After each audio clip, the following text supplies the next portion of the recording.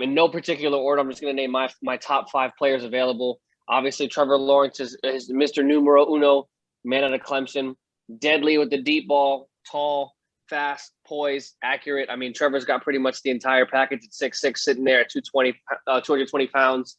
Obviously, the Jacksonville Jaguars are more than likely, unless they wake up drunk, they will probably be picking Trevor Lawrence immediately. I would probably say the second best player on this would probably have to be Justin Fields, in my opinion, just because I believe Justin Fields is a better quarterback than Zach Wilson. And I also believe that he is a better potential prospect than a wide receiver if they were to go, because I think that Justin Fields has that potential win now impact because of what he brings to the table. I know that because of his condition, I forget what it is. We looked it up the other day, or we got the reports that he has some kind of rare disorder that he may or may not outgrow that kind of hindered his draft stock. And then obviously the other rumors of his, lack of urgency on the field, or maybe his dedication to his work ethic. Other than all of that, outside noise, I think Justin Fields really has the potential. If I'm going to go into depth, I really think that Kyle Pitts, the tight end out of Florida, is some kind of freak of nature. He has that kind of Travis Kelce effect going. I mean, the man can do it all. His catch radius, his vertical, his strength, his speed. I mean, he could just genuinely do it all. The best tight end in college football last season. And I think that he is going to be an immediate impact, just a special player to whatever team he goes to. I'm just crossing my fingers and hoping to God that it isn't Atlanta, because obviously we're going to talk about it later, but the rumor of them having to trade some of their best players because they are well over the cap and they might not even have enough money to sign all of their draftees this weekend. There's a lot of things going on in Atlanta that I don't like. And if Kyle Pitts, obviously with Florida being my team, goes to a shitty team and isn't even able to succeed, it's kind of going to be not only a waste of a pick, but a waste of a few years for Kyle. My next player's got to be Ja'Marr Chase. That guy obviously didn't play last season. He opted out due to COVID, but when he was on the field with Joe Burrow and Justin Jefferson, we all know that man was an absolute animal. He even had better statistics than Justin, and some say just straight out that he is better than Justin. And that's kind of crazy to say considering the damn rookie season that Justin Jefferson had. So, I mean, who knows if the year off would help, hurt? Maybe his body's rested. Maybe he's out of shape. Who knows? But, according to his agent and according to Ja'Marr Chase, he has been participating very heavily, practicing and working out and staying in shape. So we got to hope that he is still at that level that he was just a year ago. And then I'm kind of torn up in my fifth pick because I want to say it's going to be that offensive lineman out of Oregon because of the ability that he has at the offensive lineman position, the strength and the ability to kind of rotate and, have that flexibility at his position. But I also want to throw Devonta Smith out there, the wide receiver out of Alabama. The man is literally 6 feet, 166 total pounds, and he is absolutely a freak of nature at the receiver position. I mean, he may not be the biggest, the strongest, and the fastest, but for whatever reason, we were talking about it before, Alabama breeds 2 things, maybe 3 things, depending if we're talking about specific positions: running backs, wide receivers, and defensive players. And boy, the receivers that have come out of Alabama in the last decade have just been out of this world. And number one is obviously Julio Jones. You got Amari Cooper, Devonta Smith. Dude, if you were to make an all-pro Alabama team, just those 3 names alone, are you kidding me right now? Like, how do you guard them? You can't. I don't think it's possible. Mm-hmm. So I would probably lean towards Devonta Smith because of the playmaking ability that he has with his route running and his breakaway speed and his ability to get open. But at the same time, I don't want to downplay Penny Sewell. I don't know how he pronounces it. Him sitting at 6'6", 330 can be a massive improvement to any offensive line in this league. And the power that he brings to an offense and that stable portion of that offensive line, his ability to hold it down, is important in the NFL. We all know that having a good offensive line leads to winning football games. So I know a lot of people are overshadowing him with a lot of these offensive players, but we cannot forget, without an offensive line, you don't really have much of an offense. So those are my 5. That's a good 5. It's going to be kind of similar for me.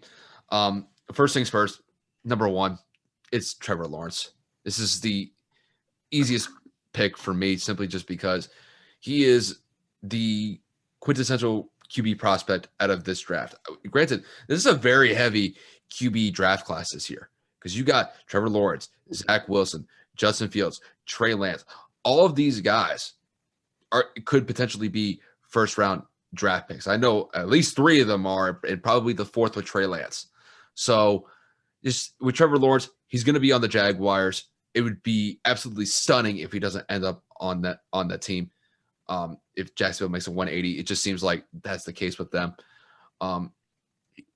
Trevor Lawrence is great. He's great in the pocket. He can extend plays with his feet, and he's quick. Once he gets once he gets out in the open space, he has that getaway speed. He has that breakaway speed. We saw it against Ohio State. Was it Ohio State? Yeah, this is against Ohio State. It was wild. Yeah, and that was he outran the entire defense. Yeah, and I believe that was 2 years ago when he did that breakaway one. I don't know if it was it wasn't this past season. No, it wasn't. No, it was. Yeah, you're right. I think it was in the college football playoff though, for sure. Yeah, I think it was in the semifinal. Wild. So when you look at that, I think Trevor Lawrence is going to be just fine. I think it's like I said, he's at the top of the pecking order for the draft class this year for quarterbacks, and he's going to be a Jacksonville Jaguar. That's just the way that I see it. And then after that, I'm going to agree with you for number 2. I think Justin Fields is a better prospect than Zach Wilson, simply just because I understand that Zach Wilson's probably going to be picked second by the Jets. That's just kind of the way that the wind is blowing with the Jets right now in picking up Zach Wilson. But it's like I mentioned a couple of weeks ago when we mentioned Justin Fields. This guy is a dual threat quarterback. He's 6'3", and he's extremely efficient and doesn't turn the ball over that often. So when you look at him, I think if you plug him into pretty much any system, he's going to be able to provide some great plays for the offense. I think he's going to be able to bring some confidence that the offense is going to be just fine with him leading the way. It'll be interesting to see where he goes. I don't know where specifically he's going to end up. Hopefully it's not 24. Yeah, that mock draft that NFL.com had last week was just so disrespectful to Justin Fields. He's not going to be the 24th pick. If he falls out of the top 10, as far as I'm concerned, it's a disrespectful move for Justin Fields. Good for you, though. You know what? Use it as fuel. If that's the case, if he falls out of the top 10, use it as fuel to get back at the NFL for Lamar all the teams Jackson did it? Yep. So you use it as fuel to get back at the teams that did not draft you. But as far as Fields' skill sets go, he is just as good as any other quarterback in this draft. I just give the slight edge to Trevor, but Justin's a great quarterback, and I think he's going to be just fine once he gets into the NFL. And then for number 3, I'm going to go with Kyle Pitts. Kyle Pitts is just a phenomenal athlete. And I know that he's listed as a tight end. Really, he is one of those players that is a hybrid true and through, just because he is a mismatch nightmare, or he's a matchup nightmare for opposing defenses. This guy is 6'6", 240, and can run a 4.3, 4.4 40. With tight end, have you ever heard can run that type of speed? It's insane. My dog can. I mean, he is going to be just a monster when he gets into the league. I truly believe that this guy right here is probably the best tight end prospect that we've seen come out of college football in quite some time. And I don't know where he's going to end up. If I had to take a guess, it wouldn't surprise me if he ends up on Atlanta. And just suck, dude. That would suck. It's just that if that's where he goes, that's where he goes. So that would just suck. I will say this: if the Falcons end up keeping Julio Jones, it would actually kind of relieve some pressure off of Jones a little bit, because then they do have to account for Kyle in that instance. And Calvin Ridley. Yeah. That would be a nice 3-man. He ran a 4.4. It wasn't a 4.34. It was a 4.4. Okay. I knew it wasn't a 4.3. Still, as a tight end, ridiculous. When I said 4, I didn't mean 4.34. I meant 4.3, 4.4 speed. That's what I meant. I didn't know what specifically his 40 time was. No, you're good. In that. We have our fans that love to specifically quote us. So. Oh yeah. But I mean, with that said, it's just this guy's going to be a superstar in the NFL. I fully believe that if he doesn't turn out that way, I'm going to be extremely disappointed, because of this guy, athletically speaking, and the way that he runs his route and can high point the ball. Dude's going to be a monster. Could be an absolute monster. Please don't go to Atlanta. Please, God. Number 4, I have Jamar Chase. I think Jamar Chase is probably the best wide receiver in this draft, if as long as you don't consider Kyle Pitts as a receiver. I think Jamar is a better version of Anquan Bolden, except he's faster. Anquan Bolden back in the day, he ran like a 4.7 40. Jamar runs like a 4.4. This guy is a speedster. He's great with those 50-50 balls. And no matter where he goes, he's going to be a reliable target for whatever quarterback's throwing to him. He had great success in LSU, whether it was Joe Burrow throwing it to him or somebody else. He was the go-to target on that team. And I think it's going to be more of the same when he gets into the NFL.